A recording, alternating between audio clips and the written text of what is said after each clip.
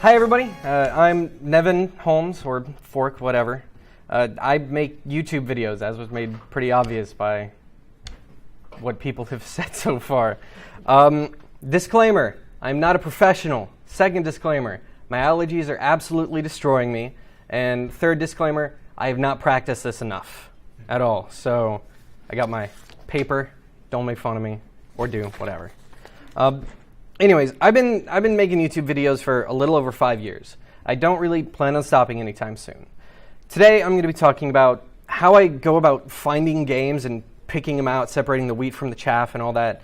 And in a sense, how you can kind of help get your games out there and pick the right people on the internet to present your game. I think it's important to go into this with the knowledge that I'm not really a Let's Player. I do them, but that's besides the point. I have two major projects on YouTube. The first one is Indie Bites. This is a series that focuses on showcasing indie games that I find especially interesting. The other project, Friendly Fire, is a couch multiplayer show I do with 3 of my friends. I feel like the differences between these two shows give me a bit of a different view than most normal Let's Players when it comes to indie games and things like that. Different things stand out to me because both shows look for different things. Yay. And so that changes what we show and how we show it. A lot of what I'm going to touch on isn't going to be 100% true for every single YouTuber or streamer that you're going to come across or meet or sneeze at. The fact is that it's just not. There's no way to say something that's going to cover all the bases. So now that we've got that out of the way, let's get down to brass tacks. What do I and some other YouTubers look for when it comes to picking games to play and present on our channels? We're going to tackle this in 2 parts. First, from the showcase standpoint, from the Indie Bites view, and then from the Let's Play or Friendly Fire view. For my showcase masquerading as review series, there are a few really important things that get me to choose a game. It may seem like a shallow thing to say because it kind of is, but first impressions are really, really damn important. There's no 2 ways about it. For a lot of people, they're kind of the most important things, but they're just way up on that list for me. If I'm scrolling through my Twitter feed or through any of the billion subreddits that I browse, and I see a GIF or a video of something that looks really cool, I guarantee you I'm going to look more into it. That's just the nature of how much stuff I have to look through on a daily basis. From there, apart from just looking cool or interesting, the game should innovate somehow in terms of its mechanics or its storytelling. I'll showcase games that just look and feel good to play. Yeah, that goes without saying. But I love and I prefer getting to dig into and write about games that have a bit more to them.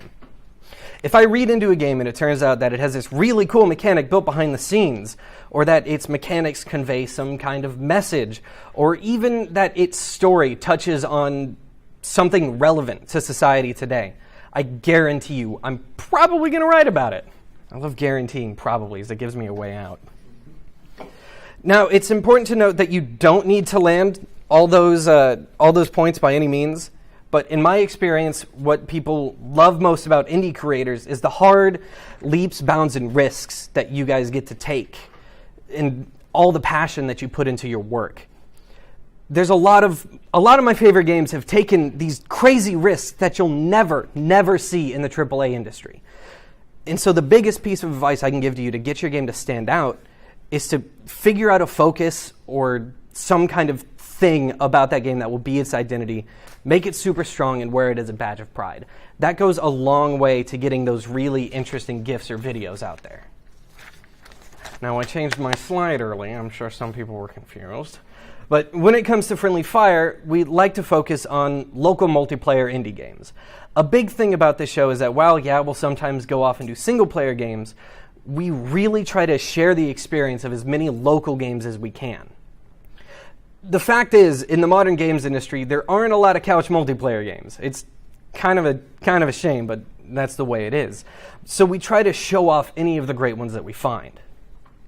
If we're looking around and we find out that some random game gives us the ability to play together or against each other while we're sitting on a couch, we're probably going to do a video on it. That goes without saying, because that's what that show is about. There are two really important factors right off the bat for what gets us to make a video. It has to be fun to play, and it has to lend itself to commentary. That second, even both of those points stand true for pretty much any kind of YouTuber or Twitch streamer that you're going to find. We have to be pretty mindful of whether or not a game lends itself to our particular style of commentary, because if our conversation ends up being super disjointed or non-existent, either because we're super focused on the gameplay that just is super intense and we're competing, or if it's just disjointed because the visuals are too chaotic and distracting, the show's going to suffer. And we're putting on a show. That's the whole point of it. If we were just showing videos of gameplay, it would be completely different. Apart from that, the game just needs to be self-contained and engaging enough to be played for a few sittings. Good examples of really, really great games to play are Rocket League and another one called Wand Wars. They're insanely fun, relatively simple games, and they're easy enough to talk over when you're playing casually, with the exception of Rocket League, because as soon as you start talking with that game, you're going to lose. A lot.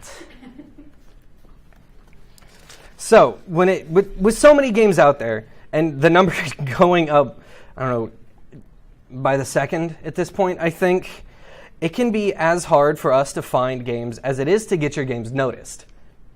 I know that may sound untrue, but it kind of is. Thankfully, there are all sorts of indie-loving conglomerates on the internet that just share games, making it worlds easier.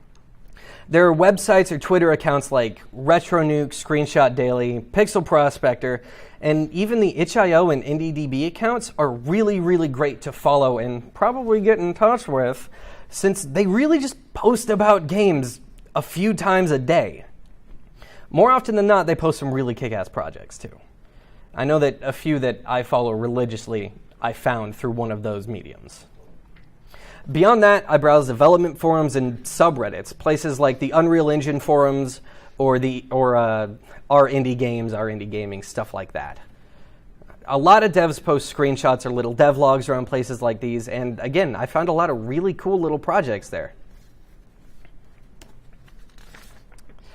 So then the next question is how to get the right attention, or how to get in touch with the right people. There's a pretty wide variety of YouTubers out there, each with their own style and type of content that they prefer to produce, or games that they'd rather play. It can be kind of tricky to pick the right people to reach out to about your game, so here's some advice for picking the right crowd. And I'm a couple slides behind. I don't know anymore. Let's see. I was. Look at that. Fun stuff. Okay. It might be a bit weird for me to be answering this, but I've done some looking around at other creators that do what I do, and I've been asked this question, actually, a few times before. So I feel like I actually have some valid advice here. Wow, crazy. The big thing, the huge thing, is to look at what kind of content they produce and what kind of games they mainly play. You don't want to be creating a puzzle game and reach out to somebody that makes COD montages and go, hey, you want to copy my game? Because, even if they make a video on it, they're probably not going to present it too well. What are they going to do, make a puzzle montage? And even if they do show the game well, even if they deviate from their normal content to do a regular Let's Play of this puzzle game or some other type of thing, their audience probably isn't going to give a crap, because that's not why they subscribe to this COD montage guy. It's a harsh reality, but there it is. It's not why they're there. In short, be selective. Don't just give the key out to anybody with a large number of subscribers and regular views, because it's not always going to get you anywhere. Apart from that, I know that a handful of the devs that I chat with regularly talk to each other. And I've had a few games sent my way because somebody's done the social media / networking thing. They've said, oh, hey, check this guy out. And Yahoo, I'm playing your game. Cool. I guess the point is, networking is just as important between devs and creators as it is anywhere else in any industry.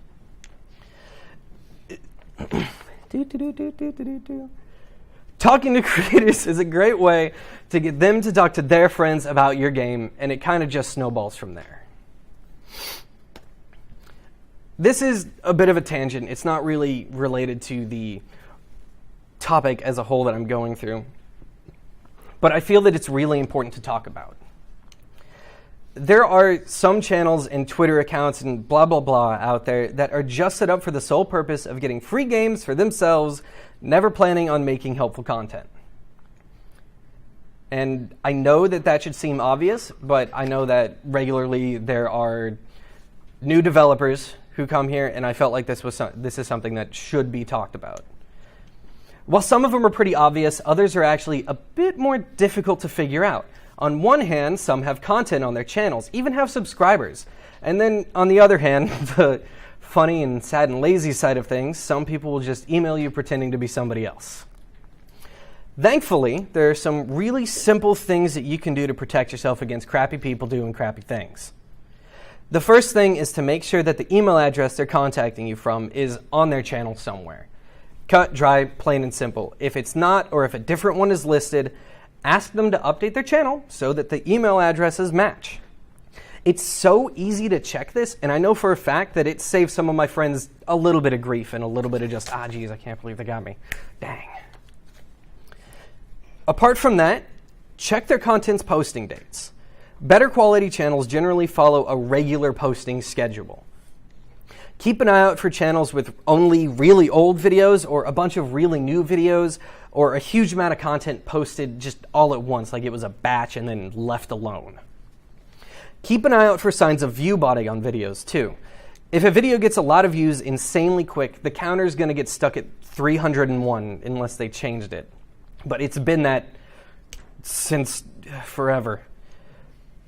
So keep an eye out for that. If you see a video with 301 views, that's a really good sign that either A, something's up, or B, they are really lucky. And I mean really lucky. The amount of views you have to get in such a short amount of time to get that view counter stuck is very unlikely unless it's a cat video or something like that.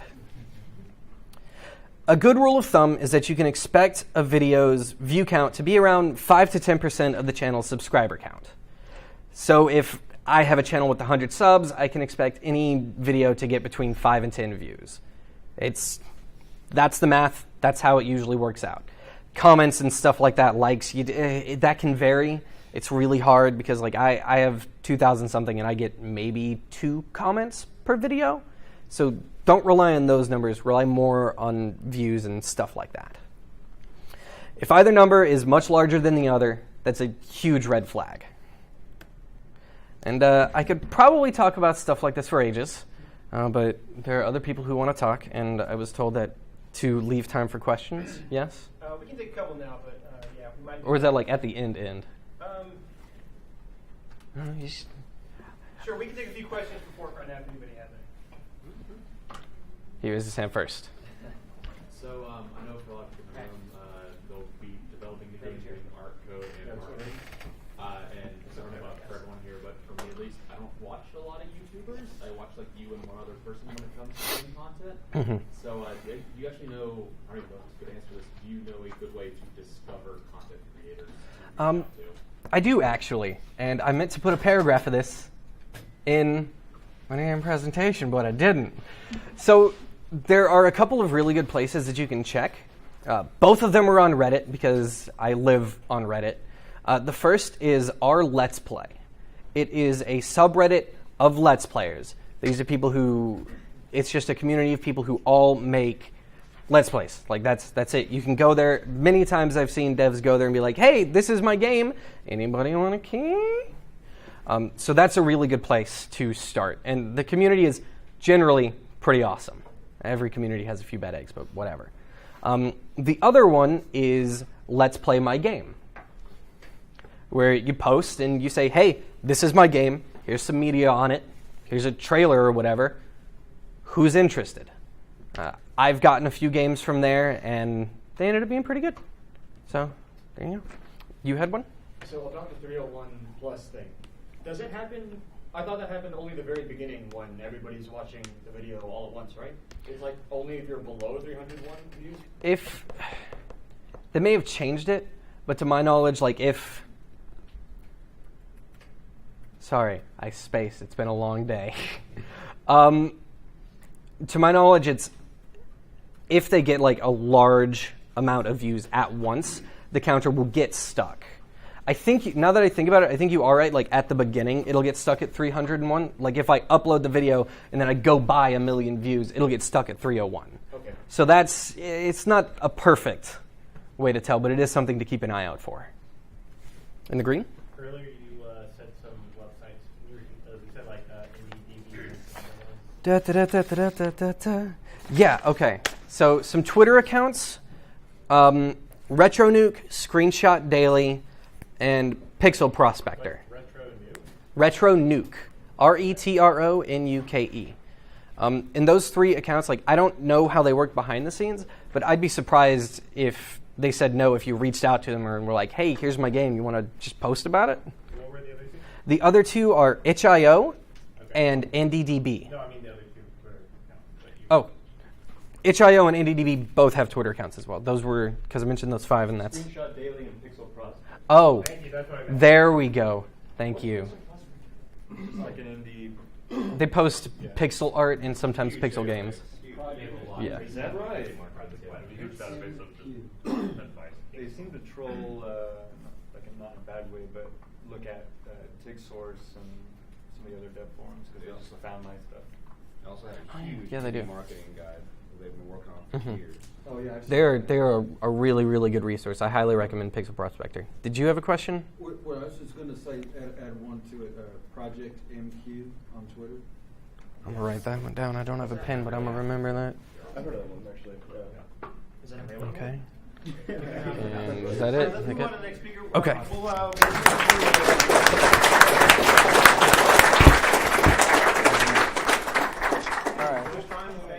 Sure.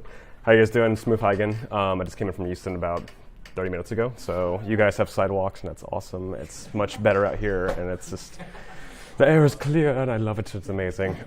So I'll give you guys a background on me. I'm a Twitch streamer at the moment. I just got back into Twitch streaming. I've been doing it off and on since like summer 2015. And I go away for a bit and I come back, and each time I kind of find like a new piece that I want to kind of delve more into. This time it's more about the creative stuff because I'm a YouTube Academy baby game dev at the moment, coding and art and stuff like that. So that's where I'm heading in that future direction. But for the meantime, Twitch is and has been a really beneficial platform for me. It was a big wake-up call when I went to PAX South. Yeah, I went to PAX South and I met a lot of indie game devs there who had excitedly had their products and they were just showing off everything. I mean, there's had so many cool stuff there, and I was just like, this is amazing. I love this, whereas it's been my whole life. The excitement and energy from that stuff was amazing, but I think at the time, little bits of the after party, I talked to a few devs as well. They were just generally like, how do I get my game out there? And then I began thinking more and more about, community growth and so forth like that. So, and there's a lot of similar traits into both aspects of community for game devs and Twitch streamers. With that being said, both the streamer and the dev have to develop a community following over time, and it does not happen overnight by no means. Of course, we all know AAA studios like Blizzard and you've got Ubisoft. They have dedicated followings, fan boards, and all that stuff like that. And they have mods and they have the manpower to do so. We don't. We are at the bottom, and that's okay. That's perfectly fine. But by looking at the AAA model and understanding how they got there, we can almost emulate it at the startup level.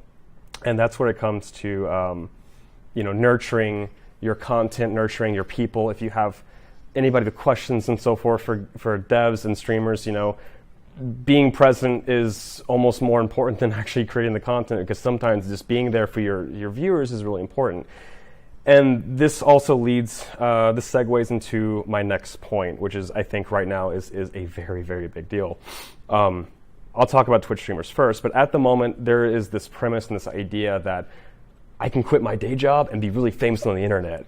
Like everybody is like, oh, I can just totally do this, and I did it. when I first started streaming, and I paid the price. I quit my job and said, screw you, I'm going to go stream. I don't know what streaming is, but let's do it.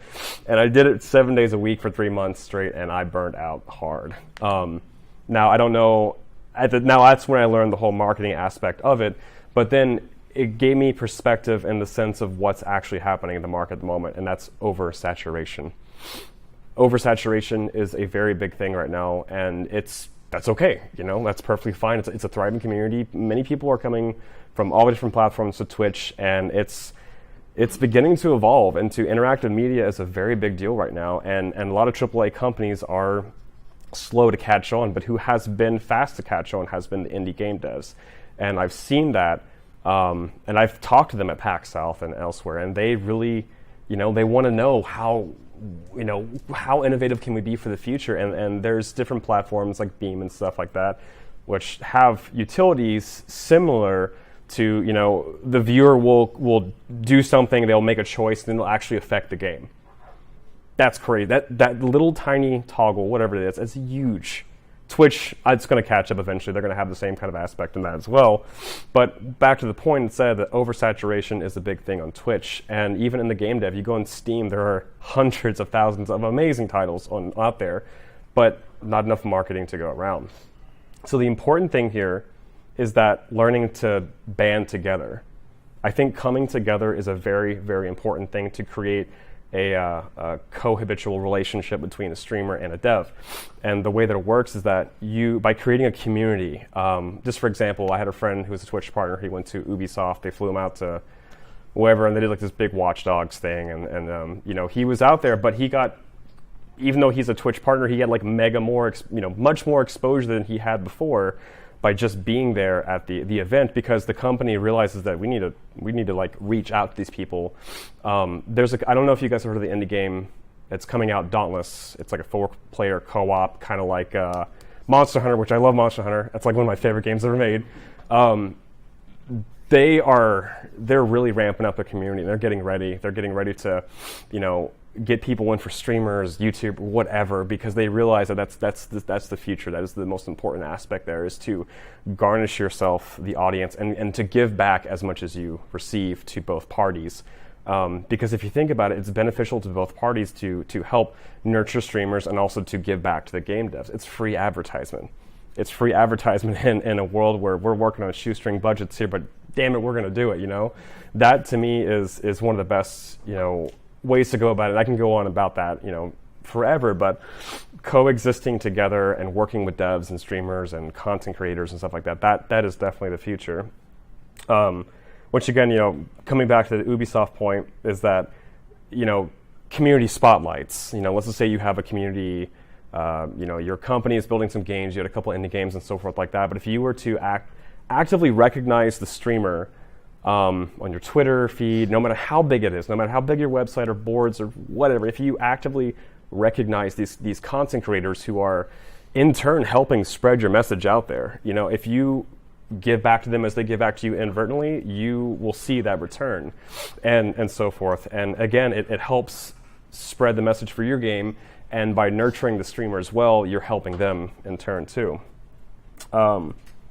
And like I was saying too, Twitch is the future of interactive content at the moment. I mean, after it was bought out for however much money, it's growing and growing and showing no signs of stopping. I mean, esports, for God's sake, is a massive, massive thing out there. I foreseeably will always be the spearhead for the most part, but there's still so much more underneath that, which has yet to even be discovered or put out there for other people and so forth. But what I think the most important thing here, though, is that from what I've seen, and I've received a few stream keys from some game devs and so forth, and it helps them. They're excited because you're just like, wow, someone wants to play my game. They really want to just get out there and build upon that. And by working like hand in hand with the streamer and the dev, I think that that's going to be the future of marketing for both aspects, because more and more people are moving to Twitch because they want that independence. They want to be their own marketing guru. They want to be the head of their channel. That's perfect. That's awesome. And then now is the day and age to do that. So what better way for game devs to capitalize on that?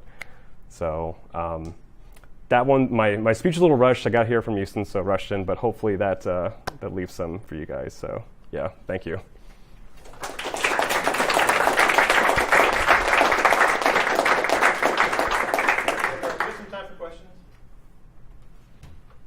You. Hey, have you considered using a YouTube's live feature to stream? YouTube gaming? Yeah. I did some research into that at the time. I'm a disclaimer, might be a little more biased opinion here, but whenever YouTube gaming first launched, I was like, man, I can't wait to go there. But then I remembered Google Plus, and Google Plus is kind of Facebook graveyard. But it is. I did do some research, and there are some people who have used YouTube gaming, but from the consensus, a lot of people are moving over to Twitch. They find that a younger, memeier audience is on YouTube, and they don't really want to deal with that. But it's still a viable thing. I think a lot of esport organizations are still using YouTube gaming. So if you have pull, do whatever makes you happy. Do whatever platform is going to make you happy. So, also disclaimer: I'm not a Twitch partner, and I barely just got back in the game. So my views are, at the moment, I'm rebuilding everything from the ground up from the creative aspect. So, grain of salt that as well. Before thinking like, oh, this guy, he knows everything. He must have like 1,000 views. No, I don't. So, yes. What kind of games do you stream? Before I was, I had high hopes of being a competitive Overwatch player.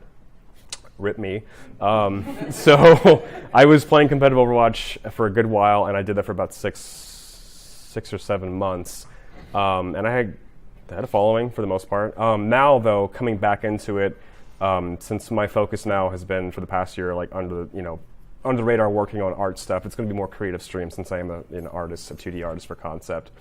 Again, I'm a baby with that, so I'm not perfect, but it's still that'll be my focus coming back into this next week. So. Are you in the creative process of like designing and stuff? Yes, I am actually. I'm working on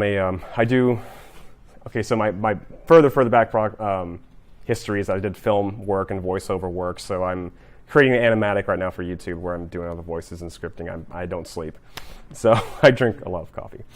So, yes. So, regarding how Twitch and sort of interactive live video is sort of affecting games, I remember personally, like way back in like 2014, I was talking with I went to IndieCade for IndieCade Festival, basically out in California, and I remember talking about like Twitch even back then, where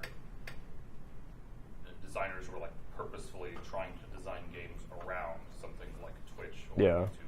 And so I guess it's like, even if like the game didn't necessarily require it, so I guess what are your viewpoints on trying to form games around the Twitch thing, even if say the game isn't really, I don't want to say meant to, but it isn't really like best suited for a Twitch sort of exposure style, I guess. I think for one, it's awesome. Like in some aspects, like I just played Resident Evil 7, and I'm a big Resident Evil nut, And there's a couple of points in the game where there are like you've got to make a decision, blah blah blah, and it affects the ending of the game and so forth like that. If there were hypothetically the audience votes for the outcome, that's a pretty cool concept. I think that would be a really cool way to kind of like take that and you can go in millions of different directions of how you want to do that. I think choice-based games, think like the Telltale series. If that were a thing, I mean, the audience basically, and Twitch Plays Pokemon was massive. I mean, that was insane. Imagine that kind of, under a smaller package of the audience, basically, having some impact of the game. Maybe not full control, but like maybe like for certain aspects of like, they could decide where does the player go and how it all happens. So that would be a really interesting thing. But some games I think should just be, let the player decide. So it's all subjective, really. Well, I'm talking more about like, like the way that you're talking about sort of advertising and working with developers for these really kind of cool games. And a lot of those games tend to be like, either the big AAA kind of games with Ubisoft, like Dauntless, I think, whatever you're talking about. Yeah. Or perhaps like something more, I guess, like something you would imagine a person would Twitch stream. Okay, yeah, Whereas gotcha. compared to something like That Dragon Cancer, it's that. I mean, yeah, like you wouldn't really imagine like play an all new game. We got Twitch streamer Joe over here. This awesome looking game. Whoa, yeah. Whoa. And it's like, so I guess like how do you like reconcile like a game or like certain games that don't really seem to quite fit that kind of model? Like, maybe like any thoughts on like. Ultimately, it comes down to what you want to do. You know, if you don't want to capitalize on that, that's cool too. I mean, you don't, because like then again, even though Twitch is the thing that's growing, you don't have to cater to the audience. I mean, if the game really is ultimately like, if it's your baby and you want it to be in your vision, and you're like, damn, I don't want to add this on for the money, but you know what, I'm really thinking about it because, you know, it's up to the developer at that point. So I don't think it's mandatory, but, you know, if the game calls for it and it's open, then, you know, or a game that's able to be streamed and created for the sole purpose of it, then it's up to them, I think. Oh, yes. Awesome. You talk a lot about the functionality that like the platforms are kind of bringing as far as like interacting and everything like that. I was kind of wondering, is that something that you feel is like most valuable when it's brought on by like the platform, or if it's offered in like a third-party tool for streaming, or do you think there's even an opportunity for games to offer that kind of functionality and kind of skip the middleman? I think there was. Correct me if I'm wrong. Like Jackbox. Do you know? Okay, I think there was like something that was done. I don't think there's like. Okay, I'm a viewer, push a button, my vote gets kind of like I'm watching American Idol or something like that. You know, I don't think it's to that level yet, but I think there are some games that were kind of intentionally designed like that, and Jackbox has made a killing from what I can tell, because they're kind of like, you know, it's audience-based decisions from what I understand. So I hope that answers your question. Cool. Yeah. Yeah. I remember when a game, Rivals of Aether, was in development. Which one? Rivals of Aether. It's like a Smash-like fighting game kind of thing. Oh, nice. Okay. And when I first found it, I found streams of it, and it was really interesting to like watch these certain streams. And even though they only had like 50 viewers, which typically when you go to Twitch, you see people with 2,000. Like that's a real stream. Like these 50 viewers. I don't know how they do it. Yeah. Yeah. But I remember like, and they would just passively play the game and talk, because as a competitive fighter, like. Yeah. I was talking to the developer and that whole big name dropping the developer. I was wondering if it was how awkward of a conversation it would be to have developer with streamer to like kind of. I just said to nurture that community. They kind of have streamers, since their main not job is to entertain, but since they're already in that vein of talking directly with the community, having streamers be community heads for certain communities. You could. I mean, I think that could be one aspect of it. I mean, I think that if you put every community head as a streamer, viewers are like, hey, wait a minute. They're going to be like, because people are just quick to catch on to everything. So I think that if it was a mixture of certain things, you know, like if everybody, maybe some content creators on YouTube, and then there's Twitch people, and there's just people, you know, that could be a big thing too. But I think that if it becomes more one-sided, you know, people might catch on. Or there's always somebody on the internet, and there's like, actually. Yes. Well, so you do more creative streaming now. Do you think us, as into streaming development, would be something that's still kind of viable to kind of build a community on Twitch? Oh yeah, absolutely. I mean, if it's I think with streaming though, like the most important thing is that if you're gonna build a stream from the ground up, don't do what I did when I first started. I was like, okay, I'm here. And I'm waiting, and I'm checking the view count. Nothing's happening. You know, I noticed that if you network and you get out there and you just, you know, actively try to shake hands without like shoving your business cards in people's faces, then I think that's probably the best way to go. Which happened at PAX drunkenly. Someone shoved a business card into my face, and I'm like, what? So it was just weird. So. Yeah, kind of building on his question, since we have this kind of community that we built up, what would be a good platform for you? I mean, coming in, would it be better for us to stream development? Would it be better for us to like test the game and then have other people on Twitch critique it while somebody's playtesting it? I mean, what would be a good platform for like a development, like collaborative like stuff that we did? That's a hard question. Honestly, my almost go-to is YouTube, because I think that. Maybe you meant a format, like a show format. Yeah, I mean, like, because you know we put up our stuff and then we want other people to critique it. Right. But I guess Twitch would be, long plays for it. I think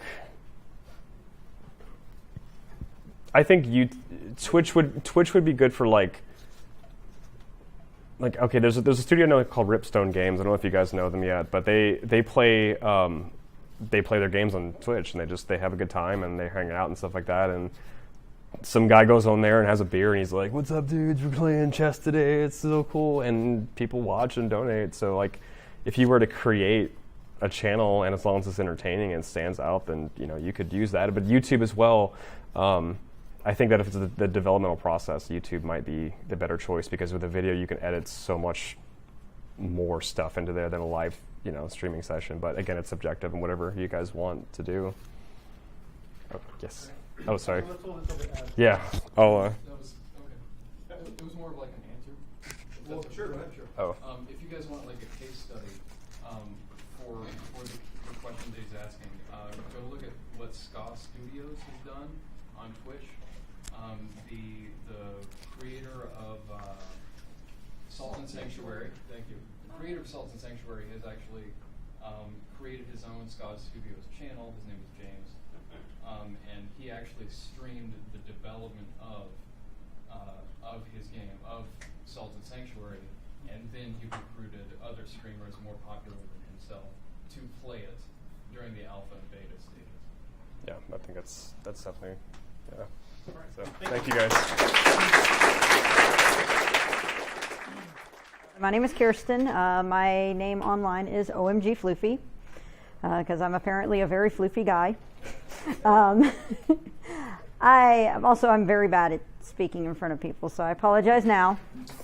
Yeah, I got friends for that. Okay. I am one of the members of the official stream team for Extra Life. Extra Life is a major video game charity event that happens every year. This year is November 4th, where people go through it. When you run a marathon, like a charity marathon, you get people to pledge for you to run it.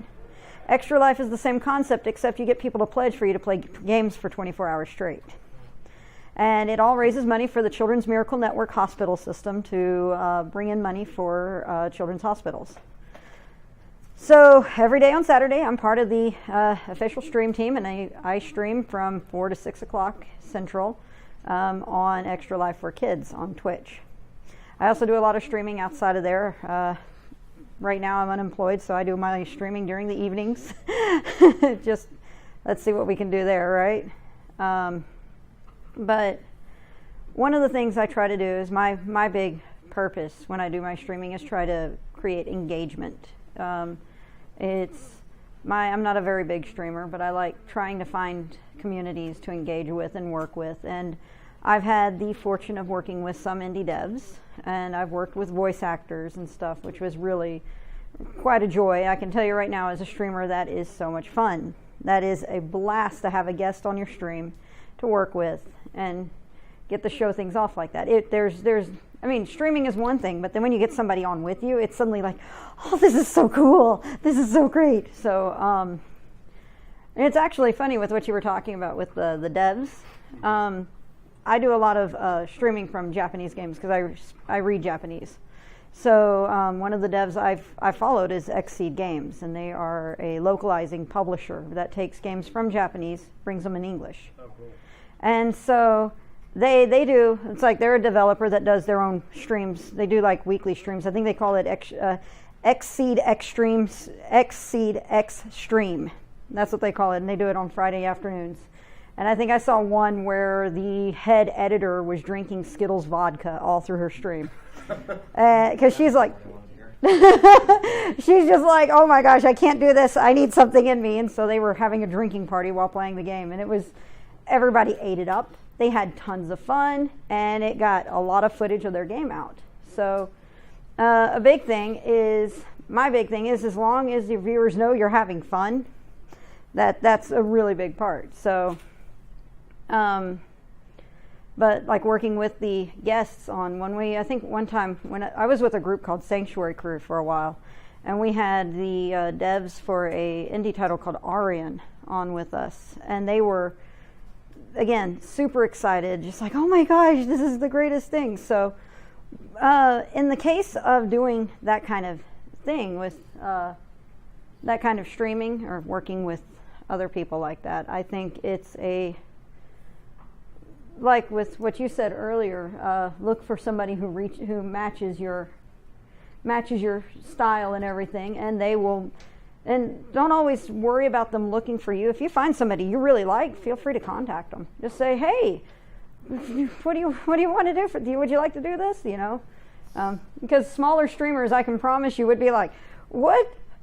A developer is reaching out to me? This is so cool. Basically, like, Senpai noticed me. Senpai noticed me. Yeah. Ah. So it's one of those really big, exciting moments, and it's and especially in the terms of small streamers, because it's a good gateway for more attention on their end too. So it becomes a really nice little symbiotic relationship. You get to trade off contacts in a sense through a little bit of media. But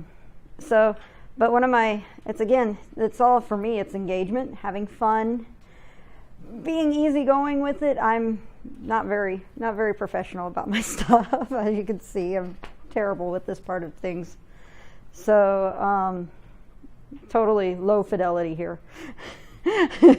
But again, it's like bringing people in on that. And so, one thing we've actually done recently, and I'm going to jump back over to the Extra Life bit as well, is we've actually started making partnerships with our national headquarters. Like right now, I think our big partnership that kind of blew our minds is we got Sony to sign in, and they will actually back any streamer who streams a first-person Sony title. So, and now we're getting in other smaller devs, and that's a big thing that we'll do, is that if we end up getting connected in with another developer, you'll not only get like this network in a sense with like Extra Life, but you can also get a connection, maybe possibly through our national headquarters as well. And I think in the past 7-8 years, we've raised $30 million. So we have a pretty good viewpoint, like a view angle and everything of that sort of thing. So it is a monumentous. Oh, that's right. Monumentous? Yeah. Okay. There we go. So.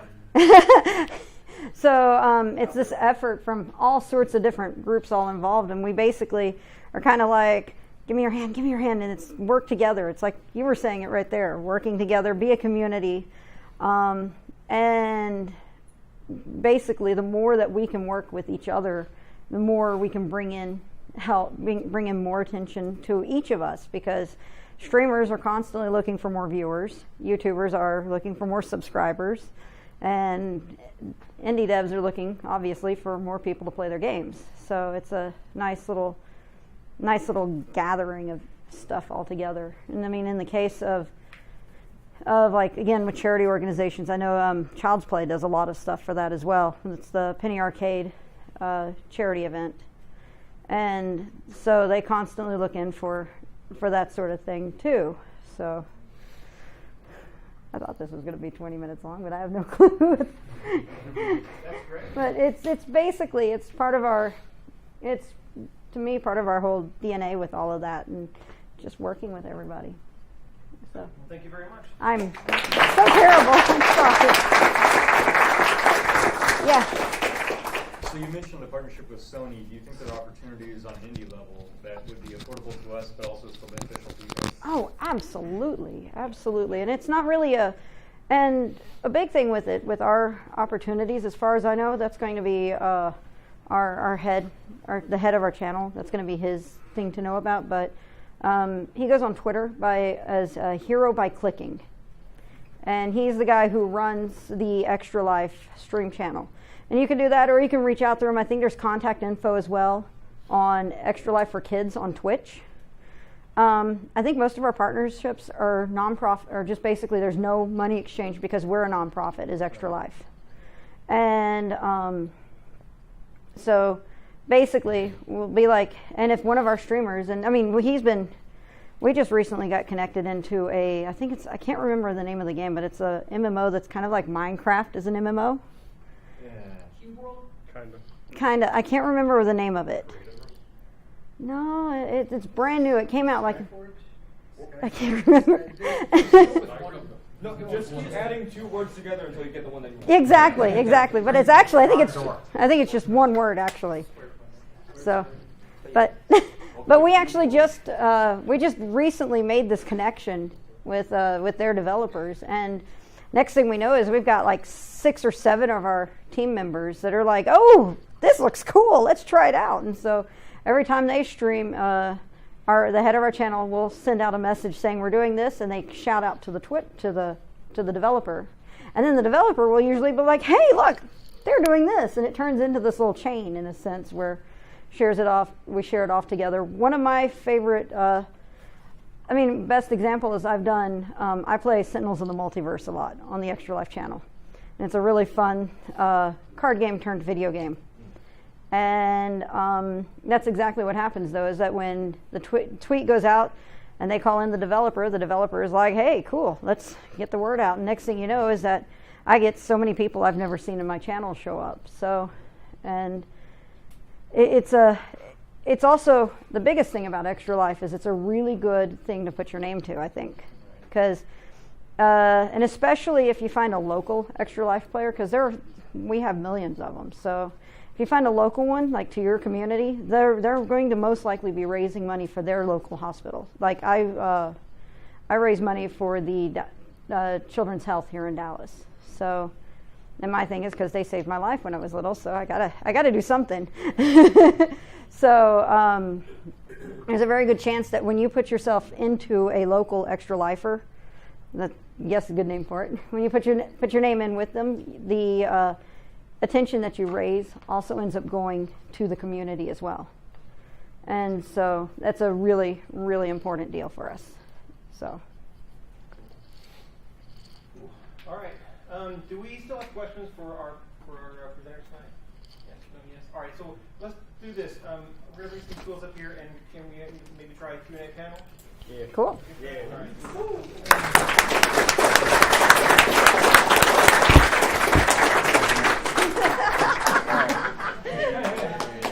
Yeah, sure. There's the old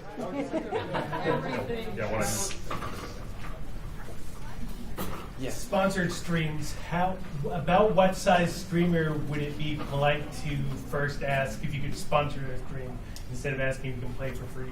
Play for free. I think that's an interesting question. So you're saying if you have a game dev company and you want to sponsor somebody, yeah. I wouldn't do anything below 30. I think 30,000. 31. It's 30 people. There are Twitch partners who are just 50 people. That's all they have, and somehow they got it. But I think that 30 is relatively a good number to kind of be okay, maybe this person can. I'm not even there yet, but 30 to 50 around that range is when you can start considering concurrent viewers. Yeah, concurrently. Make sure I would do your research and just I wouldn't say followers. Don't look at the follower count. No. Just watch their streams and see how many people they get on a regular basis, and then go from there. And don't base it off of a stream at noon on a Wednesday. Nobody's gonna be watching that. Yeah. Check Friday nights. Check Saturdays. Check primetime stream hours. Absolutely. In the back, brown shirt. Yeah. I have a question. May have 2 parts to it, but what's a good way to kind of break the ice? If I see someone, I think we can connect. Well, what's a good way for me to tweet them or send them an email? Say hello. Right. Send a really, really well put together email, but put some yo, what's up in there? Yeah, just a little bit. Don't be I am a robot. None of us are professional. Keep that in mind. Yes. Right. So in the message that I send, what kind of information would be helpful to you guys? This is me. This is my role in the company. This is our game. Mm-hmm. Game stuff. Are you interested? Videos, GIFs. Don't overload them, because I've received videos that are just GIF, video, GIF, and I'm I just show me the game. What I would appreciate more is I would just get a quick shout out type, hi, how are you, and this, and this, and then show up in their stream. That is a big one. That's the way. Don't be put them on the spot. I have this really cool thing I want you to do right now. Don't say no in front of 50 people. But just kind of mingle in and be hey, I'm from. Or don't even announce it. Just be hey, I'm from here. Then later on, be oh, by the way, creep up in their DMs. Yeah, you want to just slide in the DMs, bro. That's what you're doing. You had one? Well, yeah, so I think I've heard the advice to just include a build in the email you send, so they don't have to do the back and forth to get it. Like, put as little friction as possible. That's kind of a 50-50 thing for me, honestly. Like, there have been some games that it's really up to you, honestly. And I know that's kind of a cop-out answer, but it really is. Mm-hmm. I've received both in emails, and on one hand, it's like, okay, I'm going to take this, I'm going to check out their game. There was no, like, yes, I'll make a video of your game, and sometimes that's kind of a lifesaver, because not all games that get sent out are very good at all. But you don't want to take the risk, and I think that the communication back and forth, it builds a relationship. Yeah. And at the end of the day, that's probably more important, because even if your game right now isn't videoable, the fact that we've had that conversation, as brief as it is, you're more comfortable to reach out to me a few builds down the line. Mm-hmm. Right. I'm actually in that same stance. When we, I think the devs for Arian approached us when I was with Sanctuary Crew, and they were just kind of like, "Hey, we have a game and we're looking for streamers who want to stream it. Would you be interested?" And two of our guys actually just started talking back and forth with them, and we ended up having this amazing relationship with those developers by the end of it. And I think we ended up doing like 3 special streams of Arian, and every time we had the devs on with us, and it was one was with one player, we had another stream with a different player in Sanctuary Crew, and they were all different builds of the game too. And that was actually one of the things we really enjoyed, was seeing the progress, getting the talk with them, and they could tell us, "Oh, hey, this is coming up, or we're doing this, and this is how this is working," or like, "Hey, the last time you did this, we've changed it to be this," which will probably make it easier. And then you get the, "Oh, wow, that is easier," that sort of thing. I think too, like, just trying to like maintain something much of a personal relationship with them, like without being robotic, and you know, throw in a few compliments, and because if you maybe recall an event like, "Hey, last Tuesday's stream, that blah blah blah happened, that was really funny, haha," like, if you show that you put some work into catching their stuff, you know, without coming off as like creepy or whatever. Don't put in too many compliments. Yeah. We are creatures of ego. Do not feed it too much. Keep eating. Yes, continue. But just make it personal, and don't come off as like, "Hi, I'm corporate exec XYZ. Would you like to be in our program?" So it's that's like that. One thing for me is like, whenever somebody approaches me like that. One thing, because I'm pretty much, since I do translation, I'm very inundated in Japanese culture, obviously, and I remembered reading that an issue that Microsoft had with getting the Xbox running in Japan was because they couldn't quite figure out the differences in culture. Because in Japan, the best way to make a business partnership is go drink with someone. Yeah. Go drink with them, be friends. You know the person you're working with then. And so by that mentality, I think, is professional as people try to be, I think that mentality also helps in a way. That way you know you can trust this other person in the end. On that note, if anybody wants to buy me a drink after this. What are people think I'm weird, man? Come on. I'm always like, "Come on, let's go over a drink." They're like, "I don't have to do that." It's really not an American thing to like No, go it's drinking not. with somebody you just met. It's weird. It really is. Because all Which I is want to sad. do is drink with people. I know, right? It is. It's really sad. You say that, and I'm just thinking to myself, I must be like really weird then. And that's what I'm like. Am I wrong? We don't Fellow weirdos. Well, it just weirds me out about how they couldn't get it to work out, because they were like, "We don't understand this." I'm like, "You go drink, you go have fun, and maybe afterwards a deal is made." Alcohol helps. I see you in the green shirt. Sorry. Wait, what's your last name? Which one of us is you? All me? Yeah. Why? Because I think you stole my last name too. Holmes? Yeah. My brother! What's your first name? Are you just trying to find me on Facebook? Because we can meet up after I'm this. trying to find your dad. Oh! Where is this going? I'm really confused too. My parents said don't talk to strangers. We're families though. Okay, anyways. So this is something I was looking up and researching, and I couldn't find much information about it. I reached out to a few streamers. Out of 20 people I talked to, 2 of them actually gave me, I think, good information for this kind of feedback. So I hope you guys maybe have opinions on this. What do you guys feel like is helpful in game, like some kind of like mechanic or like technically speaking, like what are some things that people can put into games that make streaming easier for you guys? For instance, like I was told one example was in the settings being able to have a slider for both like sound effects and background music. Yes. Another one is like an alternate UI mode where you can have like an open space to put your face cam or something like that. But beyond that, I can't think of anything else to like incorporate into any game like down the road that I want to stream. Subtitles. Yes. I also really like it when the pause button works. Yeah. For some reason, games nowadays, the start menu comes up and the game's still happening. I'm like, why? It's really hard to program. Yeah. I blame Dark Souls for that, by the way. I'm like, why can't I have no safety. There's a there was actually with when I was playing a game just recently, it would be something would happen and I had to do something in chat, and so when I alt tab out of the game, everything in the game stops, all sound, everything. It's just dead quiet again. Actually, yeah. Borderless windowed mode Yes! is important. Yeah. Yes! Oh, yeah, that's everything I've heard. Borderless windowed mode, subtitles, pause. Like actual pause, not like, here's a menu. Oh, that's coming to kill you, by the way. Yeah. The menu has a gun. I actually really do think that in general, even if you're not looking for streamers or YouTubers to make videos, if you're just making a game and you don't really care, please just make borderless window mode. As a gamer, I love it so much. I actually did Lords of Shadow 2 recently because I hate myself. And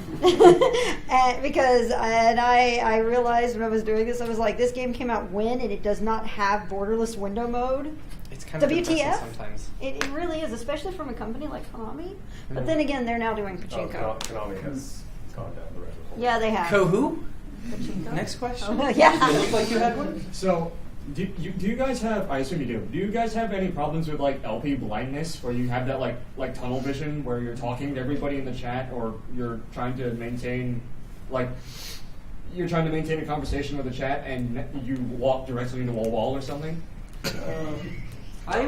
All the time. You know, it's been a while since I've done like a solo Let's Play or a solo stream or something like that. But what I would notice is when I was doing like the last big LP I did was System Shock 2. It's a big LP. And I would notice that it's less blindness and more deaf to myselfness. I would be paying attention to the game and say whatever the hell came into my head, and that's not always a good thing. Okay. Go on. No. When I was, I play a lot of action RPGs, and there's one time I was really recently. Somebody went off into this giant tangent, and we got into. It wasn't an argument. It was just being smartasses back and forth in chat. It was a blast, and I'm just waltzing along, and I walk right into an enemy and die. It happens. It does. It happens quite often. Hold on. I didn't actually ask the question yet. Oh. So what I wanted to ask is that, can you think of any ways, or is it necessary to have developers mitigate that for streamers somehow? I think it's part of the fun. It is. It really is. Any screw up that happens because the player is multitasking how they do. Mm-hmm. If you get multitask, you shouldn't be streaming. I'm going to add more walls for you guys to walk into. Yeah. Okay. Let's go. So, kind of building on his question, are there any cool Twitch integration features that you've seen in other games that you think more games should have? You guys were talking about this earlier, and I really wanted to interrupt to talk about it. My God, yes. Right off the top of my head, Tiny Build has a game called Cluster Truck. They do this really, really cool thing where you're playing through your level. They have all their set, built-out levels. Mm-hmm. It's a chaotic game. For anybody who doesn't know about it, there are a lot of semi-trucks, and you're using them as platforms that if you touch the ground, you die. And there's a lot of abstract obstacles in the environment. How this integrates with Twitch is that you hit a button that says turn on Twitch mode, you type in your Twitch stream info, and then every minute or so, it will send a vote prompt. And people type in the chat, I want this, or this to happen. The thing with the most votes happens. Some of them are really large trucks. super bounciness, heavy gravity. You're going at hyperspeed. You're moving backwards now. Just ridiculous stuff. And I think that it works best with games that have an arcade standpoint to them.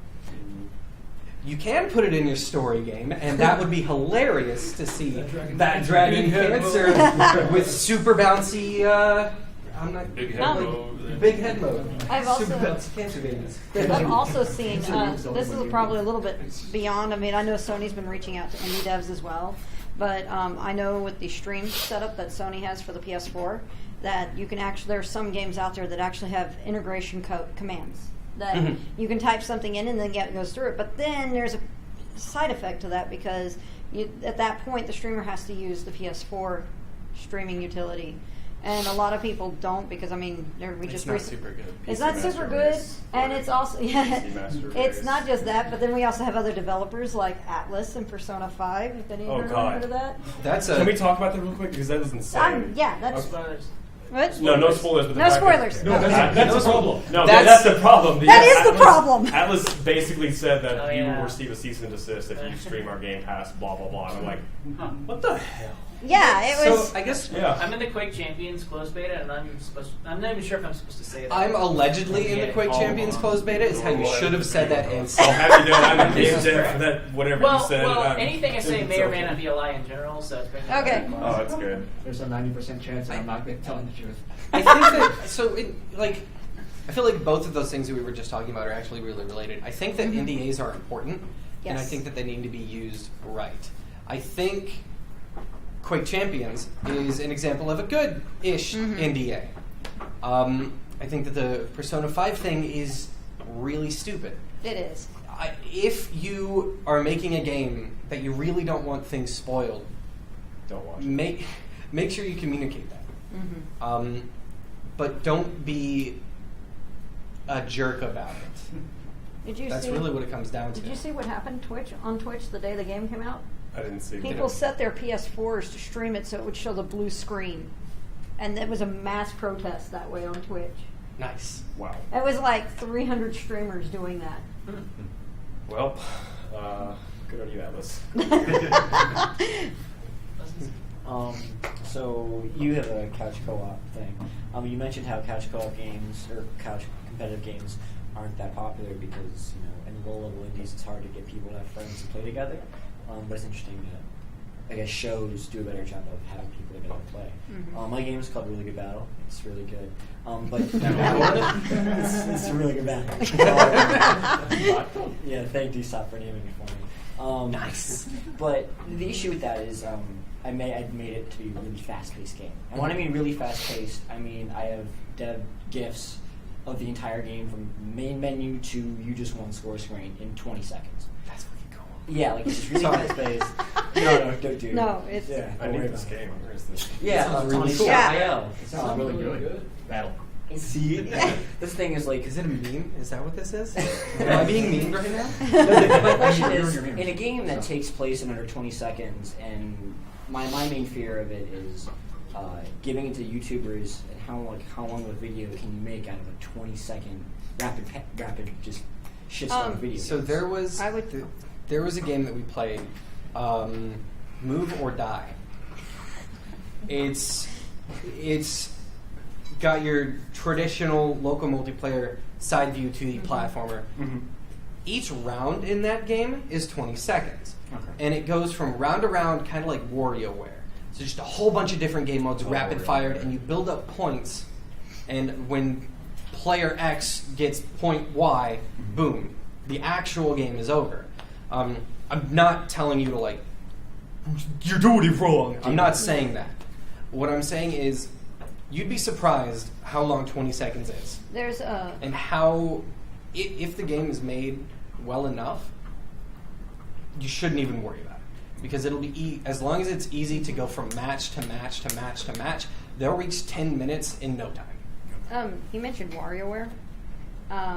And I one day randomly streamed WarioWare, and everybody kept voting me to keep playing it, even when I'm like, I'm done, and they're like, no, and I'm just like. Is each scenario in 20 seconds is it different every time, or is it just kind of like the same thing? It's designed around minimalism, so it's very arcade and it's simple. You punch your friend, they have 1 health, they punch, you just, and that's it. It's just 20 seconds of just first to threes, or whatever number you set first to 256 if it felt like it. Kind of like, I'm guessing, Nidhogg maybe? Yeah, Nidhogg or like Samurai Gun with less pixels. Okay. And so just wondering how do I... Well, I think if you get a really good group, like really good like somebody who's got a lot of charisma, a lot of personality, and get them to play that, oh man, you're going to have a heck of a strafe. It's going to be awesome. Definitely worry less about them. Worry less about making your game in a way that they'll make a 10-minute video, and worry more about making the game fun and quick to replay. They'll find ways to... Absolutely. Second half of my question is, do you want to go stream and play it? Send me an email. Send you an email. There we go. Shameless. Is it under NDA? Fast A5. It's under topical. I was getting topical. Okay, so this is an almost tangent, but it kind of goes a little bit, it branches off a little bit because I wanted to talk a bit about discovery. So, a lot of us in here have cool games that we're working on. I have a cool game I'm working on with the team. Okay, cool. Let's get that over there. I don't. But one that... you have a cool game. Continue. Anyhow, so one thing that we kind of struggled with a little bit is kind of how to sell it, how to get it out there. Not even just because we know people who know people kind of thing, but just how to describe your game to folks. So what got me kind of thinking on this tangent, I promise I'm building up to something, is you kind of mentioned in your presentation how the things that kind of grip you are things that push the boundaries, like have a unique mechanic, do that kind of stuff. And at face value, the style of our game, it's very cartoony, it's very fun to watch, but it is a old school shooter. It's a shooter. You shoot things. That's what you do in the game. And there's not too terribly much, unless you're a level design aficionado, that really sets it apart to the average person, enough to where it's kind of hard for us to kind of describe it in terms of, and I'm going to use this negative term, I apologize, in terms of gimmicks. And the reason this kind of rings in my head is Indicate. We tried to get into it last year, and we got very, very, very positive comments from all 3 judges, and a rejection, because they effectively didn't think our game was a good fit because it was not unique enough. It wasn't gimmicky, effectively. And so that's one thing I've always kind of struggled with, is because in my head I'm thinking, oh, we're making a really cool thing, but then at the same time we're sort of like, it almost feels like the basic premise of what we're trying to do is not something that sticks out quite so much. Because one thing I've noticed, people tend to give the game compliments, like, hey, I really like what you're doing here, and then they'll move on to the next thing. It's not something that you really kind of talk about over coffee. Like, oh, I saw this cool thing, or oh my gosh, Persona 5, and well, you compare yourself to Persona 5, probably. So the question I kind of wanted to do from kind of a content creator, the folks who are actually doing the discovering here, for folks that may not have a big moral something or a big, huge buzzword we can use to kind of sell our game, it's a very open-ended question, but what can we kind of do to get it out there, aside from showing it to people? It's almost like, how do you show it before you show it? So I kind of mentioned this. I didn't really do a good job of it. But I think that it's important to know your game's identity. Even if your game is just like a shooter, like there's one coming out soon called Dusk. It's Doom. it's Doom. Don't tell me you're Dusk. No, we're not Dusk, we're Cartoon Dusk, and Dusk is the guys who came out of nowhere. Like, we're trying to do this, and then boom, and we're like, I love these guys. It happens. They're killing us. It happens. Dusk, Strafe comes out in a few days. Those are games that know their identities. They're not doing anything especially interesting. I mean, Strafe is doing some really interesting stuff. But Dusk, not really. It's Quake Doom. Congratulations. But it knows its identity. Skyrogue is another game that it's an arcade cartoon style dogfighting game. Very 80s anime. Airplanes, not dogs. Yeah. You can mod in dog airplanes. I digress. It doesn't do anything especially well, but its aesthetic and its attitude are things that it owns. I kind of meant to make this point, is that you don't need to do something crazy. You don't need to have a gimmick or a moral message, as long as the game knows what it is and does it extremely well. Mm-hmm. When it comes to getting discovery, you are going to have a harder time, because on the surface it looks like just another shooter. Mm-hmm. That's where reaching out to the right people and just shotgun marketing. I think how many Saturday morning shooters are there? Well, I have a. I want to use that phrase of Saturday morning cartoon violence. Saturday morning shooter was actually really cool. It's not a normal shooter. It's a. Well, one thing I think is that with Dust coming out here soon, I would think really look at streamers that pick up the game and really like it, and look at streamers who pick up the game and really like it, and then maybe watch them for a bit and see as they start to taper off and lose interest in it, because the game can only be so much. That's when you want to jump in on the coattails. Did you add something? I think another big way too is that everything's been done under the sun at this point as far as gaming go. It's about, I guess, standing out. I mean, this is kind of a weird tangent, but maybe relatable. But I think it's Undertale. Mm-hmm. Was made by one person, and that game has sold a crap load of money. That game is so minimalist, but the entire emphasis is on character.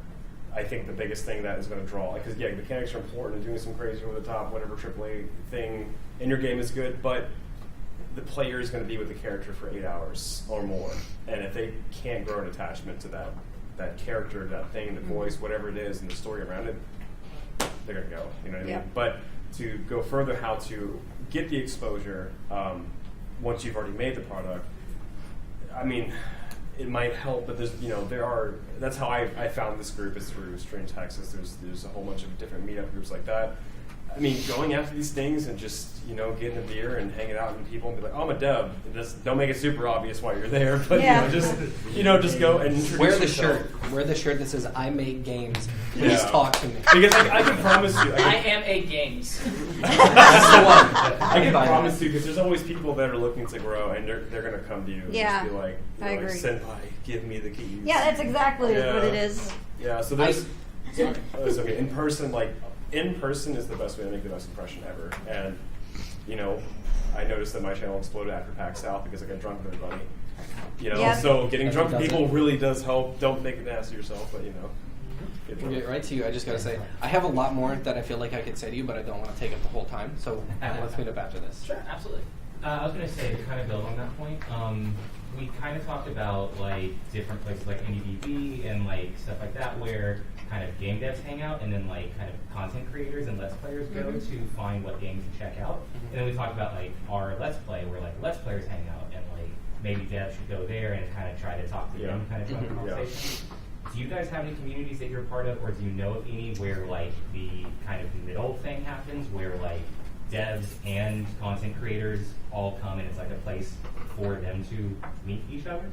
Not off the top of my head. Really. You should make that and copyright it and make a lot of money. Yeah, that would make a lot of money. Just make that. I mean, if you establish the point of this is where people come meet in the middle, you entirely can. Because if you, as a game dev, market your game to the game devs, you're I don't care about this, but they'll support you, but I'm not your audience. If you go to Let's Players or just people in general. That makes me think there's a website out there that's kind of like a classifieds for game hackers for fan translations. And what they'll do is they'll post, say, hey, I'm looking for this. Can you respond? Maybe a site like that would be kind of neat. Keymailer's a website. They're matching content creators with devs. Right? I don't think Keymailer so much does that. Or make a Discord. That always works. Oh, Discord, yes. Yeah, make a Discord. Actually, that's a solution. I have a friend who's actually making a Discord for small streamers. This guy's trying to say something real quick. There's a Discord called Twitch Kittens that is mostly streamers, but they also have a dev tag for devs to register with, and so it's kind of built around connecting. Everybody's taking I know there's companies out there. Yeah. It's not the type of way to build something like that. I'm just putting it into Google, so it's in my switches. There was a site that had, try to connect developers with influencers. I can't remember what it was. I think it's kind of a tricky thing to do. A couple of days, I will talk to the IGB Dallas chapter, because we were talking about doing something like that, connecting developers with streamers. So give me a couple of days. I'll see what I can find and where we're at with that, and I'll get back to you It guys. sucks. I live in Houston, so far from out here. I'll happily jump in on that. Yeah, just give me a couple of days. And then there's a lot of red tape you gotta go through. Oh, absolutely. I'll try and find something else. Okay, It cool. goes that far. No, it doesn't. True. The internet only goes. And if anything else, like Look, my 5 miles. 56K modem can't go beyond Northeast. Okay, it's just really, it's really bad. I thought you meant the interstate until I realized the reality. Any more questions? All right, let's thank our presenters.